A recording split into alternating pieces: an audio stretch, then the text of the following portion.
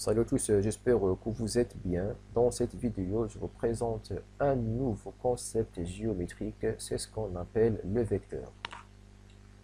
Étant donné deux points A et B, ces deux points A et B forment un segment AB.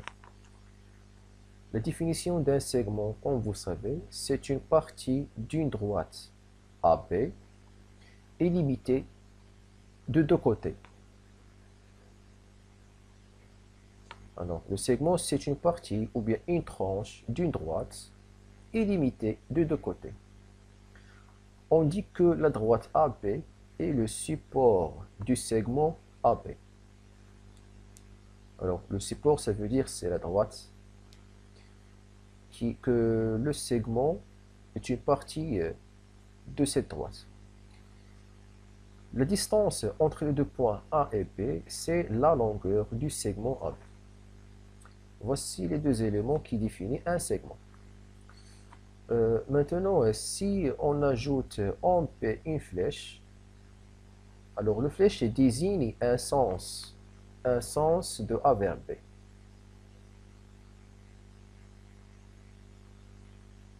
Un sens de A vers B.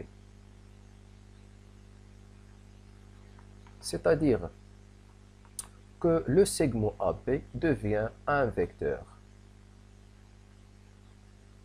Alors, on note le vecteur au-dessus de A, B, on écrit ou bien on trace une flèche pour désigner le sens. Alors, tout simplement, le vecteur, on peut dire, ou bien autrement dit, c'est un segment orienté, par exemple. Lorsqu'on ajoute un sens à un segment, il devient un vecteur. Alors, pour cela, on va établir la définition d'un vecteur. Alors, le vecteur AB est défini par les éléments suivants. La direction du vecteur AB est la droite AB. Alors ici, on a utilisé le mot direction qui désigne le support du segment. Alors la direction, ça veut dire la droite AB. La direction du vecteur AB, c'est la droite AB. Le sens du vecteur AB, c'est de A vers B. La norme du vecteur AB, c'est la distance AB. Alors, on a vu la longueur d'un segment, c'est la distance AB. Ici, on dit la norme du vecteur AB est la distance AB. Voilà le vecteur AB. On appelle le point A. Le point A s'appelle l'origine du vecteur. Alors, le point A appelle origine du vecteur AB. Ensuite, on passe à la translation. Alors, la translation vient du verbe translater qui signifie transformer ou bien glisser, pousser, glisser vers une place ou bien de position vers une autre position. Pour cela, je vous propose un exemple habituel pour comprendre le mécanisme de la translation. Supposons que vous êtes assis ici à table et devant toi il y a une bouteille d'eau et bien sûr un ami. Alors, supposons que votre ami vous demande de lui donner cette bouteille d'eau.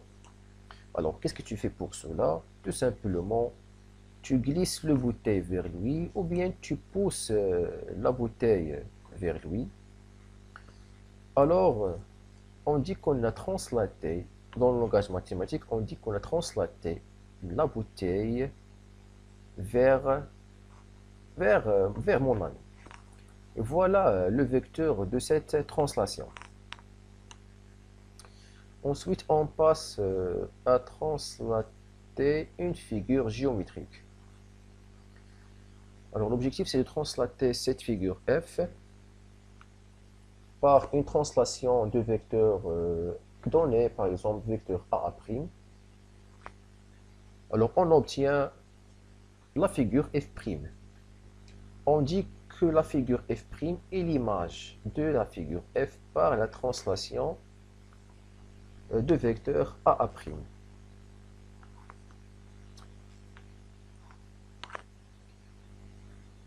Alors, on va ajouter des points dans la figure F. Par exemple, ici on a P, ici c'est D, ici c'est C. Alors, l'image du point B par la translation de vecteur A', c'est le point B'. Et l'image du point C par la translation de vecteur A', c'est le point C'. Bien sûr, l'image du point D par la translation du vecteur A', c'est le point D'. Vous remarquez ici qu'on a des quadrilatères. Par exemple, la nature du quadrilatère A', B', P, c'est un parallélogramme. De même pour le quadrilatère B, B', C', c'est un parallélogramme aussi. De même aussi pour le quadrilatère C, C', D', c'est un parallélogramme. Alors, il y a une relation entre le parallélogramme et la translation d'un point. Pour cela, on va établir une autre définition de la translation d'un point. Alors, A, B, C sont des points non alignés. Voilà les points A, B, C. Voilà ici A, ici B, ici C. Des points non alignés. Alors, le point M, l'image de C par la translation de vecteur AB, signifie que, alors où se trouve le point M? Alors, le point M, il complète un quadrilatère, ce qui est un parallélogramme. C'est ABM, c'est un parallélogramme. Alors, l'objectif, ou bien ce qu'on comprend de cette définition, c'est la façon de construire un point par une translation. Ça veut dire, lorsqu'on a trois points non alignés, alors le quatrième point, l'image d'un point par une translation, il forme, avec les trois points précédents, il forme un quadrilatère qui est un parallélogramme.